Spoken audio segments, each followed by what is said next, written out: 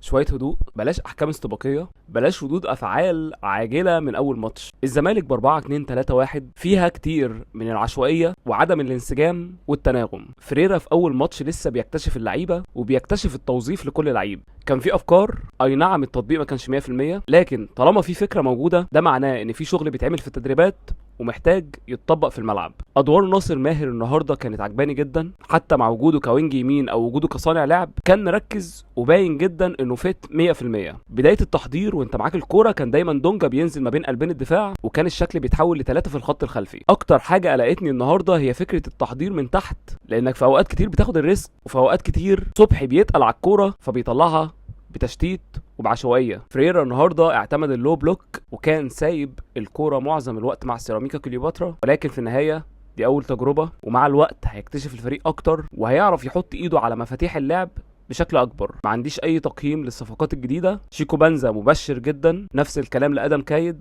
ومعالي. بالنسبه لي مان اوف ذا ماتش هو ناصر ماهر.